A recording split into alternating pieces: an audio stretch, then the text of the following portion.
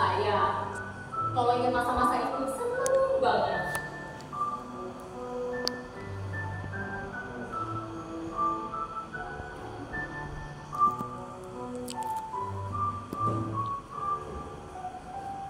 Kira-kira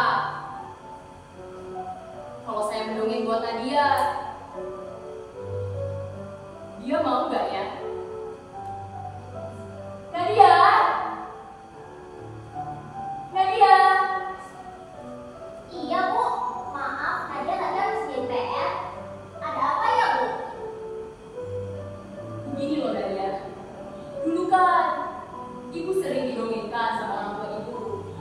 Nadia, mau nggak didongengin? Wah, mau banget dong, Bu. Memangnya Ibu mau mendongeng apa? Ibu mau mendongeng tentang cerita Pangeran Pandeglang dan Putri Cadasari. Begini ceritanya.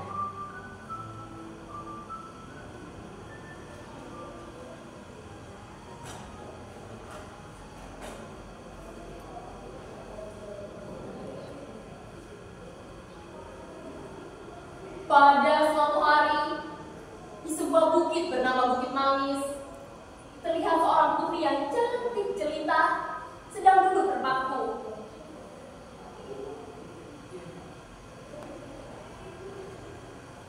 Tatapan mata sang putri terlihat kosong. Sepertinya ia sedang terlihat sangat sedih.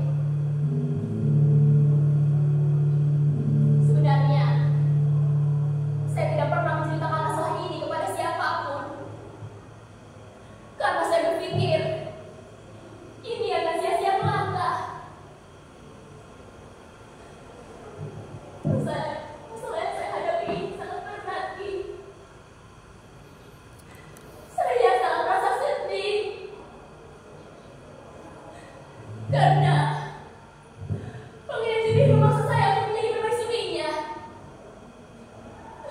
Walaupun ia tampan, namun saya tidak menyukai wataknya yang bengis dan kejam. Namun, saya tidak berdaya untuk menghadapinya. Karena ia sangat berkuasa dan sakti mandraguna. Hamba turut bersedih, Tuan Putri. Terima kasih atas keprihatinannya, Ki. Tadinya, saya mengira wangsit yang saya terima benar adanya. Wangsit apa yang Tuan Putri maksud?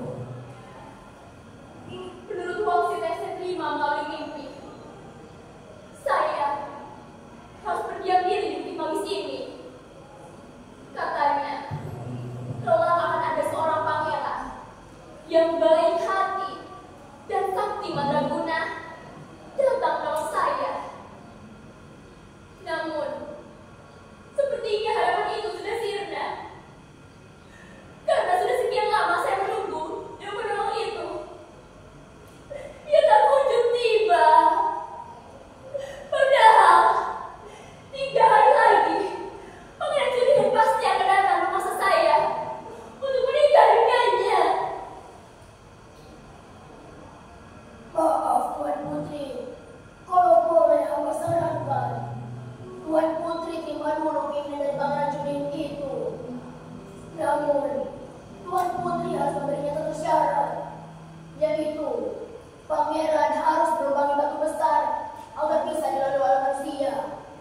Lalu batu tersebut harus diletakkan di dekat pesisir pantai. Dengan demikian, setengah kekuatan dari Pangeran Junin akan menghilang. Baiklah, itu persyaratan yang bagus. Akan coba kukatakan kepadanya. Tuan Putri, moga Tuan Putri mampir sebentar ke rumah hamba. Mari kita berbincang di sana.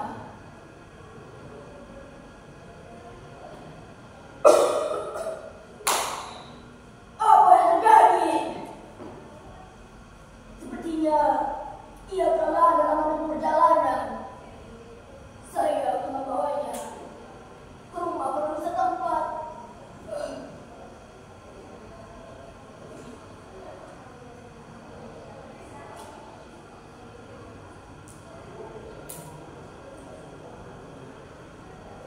Sampurasun, Sampurasun. Iya, ada apa, Ki? Siapa gadis ini? Gadis ini bernama Arum. Ia adalah seorang putri dari desa seberang sana. Sepertinya ia kelelahan dalam menempuh perjalanan. Apakah kau tahu apa yang harus kau lakukan agar ia bisa lekas sadar? Ia harus minum air gunung yang mengalir dari batu cadas. Berikan dia sebentar di tempat pembayaran ini. Baik.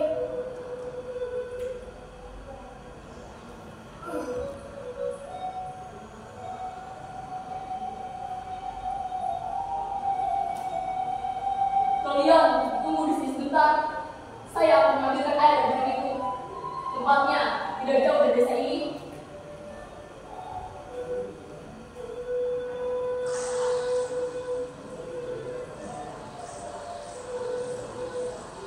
Semoga saja dengan air ini Putri Arum bisa lekas sadar.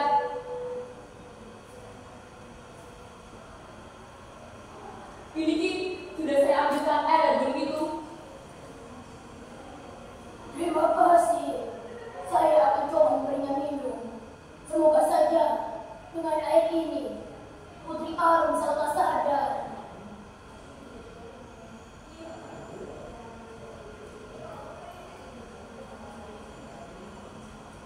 Syukurlah engkau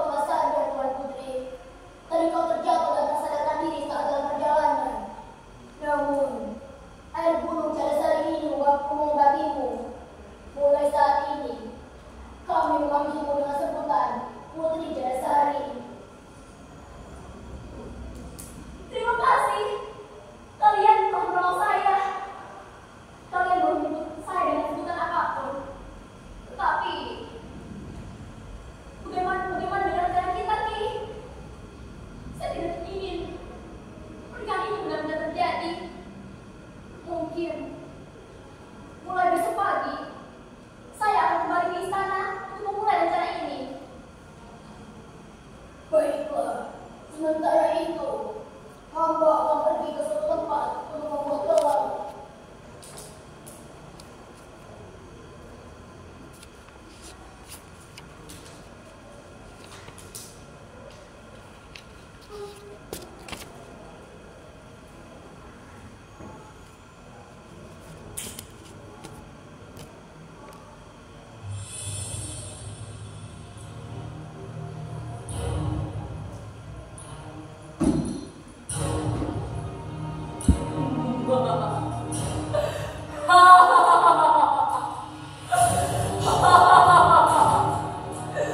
Putri Arum akan segera menjadi permaisuriku. Tidak ada satupun yang bisa menghalangiku.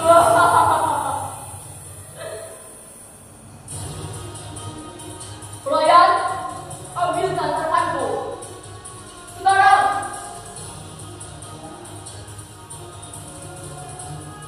Akhirnya yang ditunggu hadirannya datang juga. Kamu makin cantik kalau maisuriku. Dari mana saja kamu? Sudah berani melawan rupanya. Ingat, sebentar lagi kamu akan menikah denganku. Pangeran boleh menikahiku, tetapi dengan syarat kau harus menebangi batu besar agar bisa dilalui oleh manusia. Lalu batu tersebut harus diletakkan di dekat sisi pantai sebelum dilubangi. Sungguh mudah syaratku itu, Tuan Putri. Tapi apa maksud dari syaratku itu? Batu itu untuk berbagi kita, Pangeran.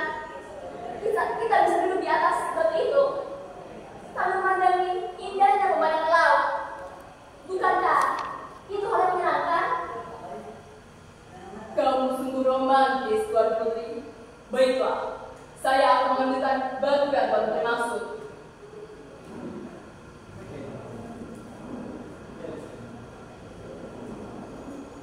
Akhirnya batu ini kau temukan.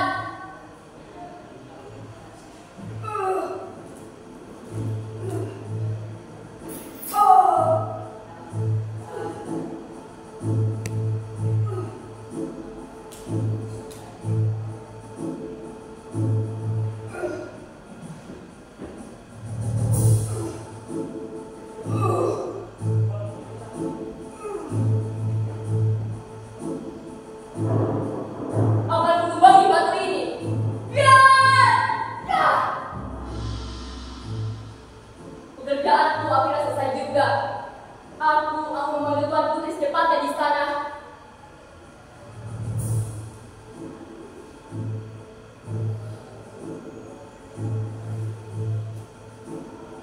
Tampaknya Suni itu pergi. Aku memasang gelang pada batu itu.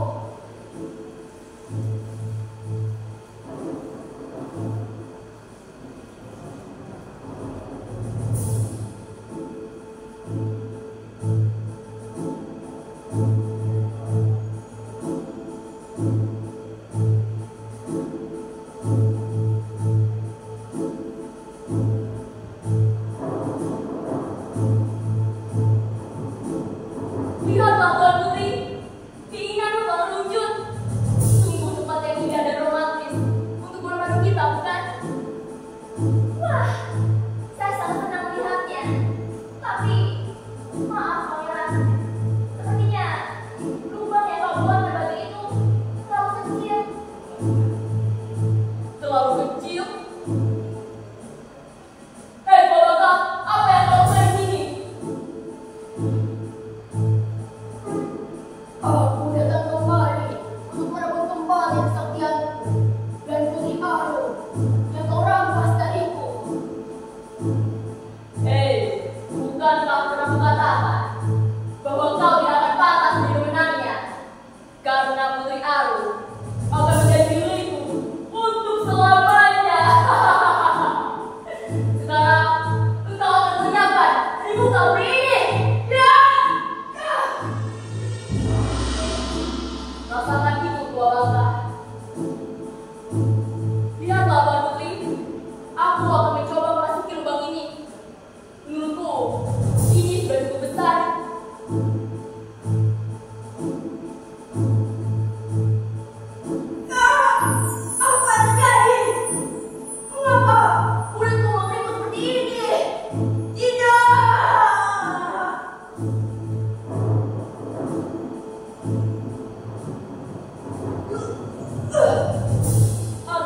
diriku kembali.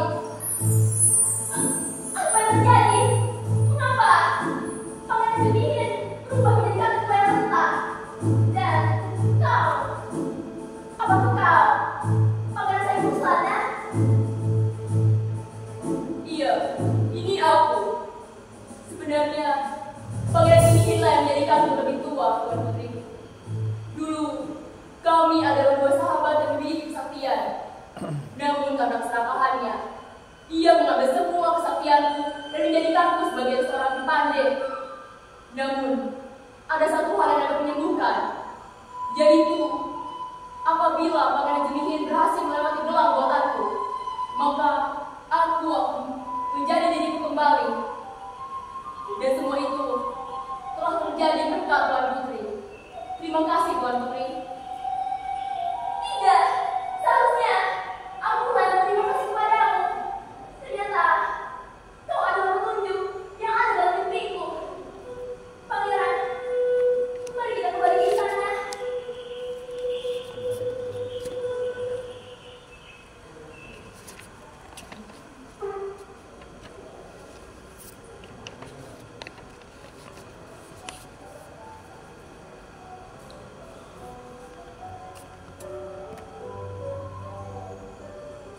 Seiring berjalannya waktu, mereka pun menikah dan hidup berbahagia. Dan sekarang, wilayah tempat Batu Keramat ditemukan disebut sebagai Kampung Keramat. Kemudian, batu berlubang yang ada di pesisir pantai ini menjadi objek wisata pantai Karangbolong. Dan tempat sang putri berdiri di titik Mangis disebut Pasir Mampu. Lalu, tempat putri disembuhkan disebut Caresari yang berada di wilayah Pandeglang. Kemudian, tempat di mana membuat gelang disebut Pandeglang. Pesan moral yang ada dalam cerita ini adalah dalam bersahabat, kita harus saling menjaga, bukan untuk menjatuhkan satu dengan yang lainnya, sehingga menghalalkan segala cara. Ingat itu Nadia, kalau ingin menjadi murid yang berprestasi di sekolah, harus dengan cara yang baik dan jujur, tidak dengan kecurangan.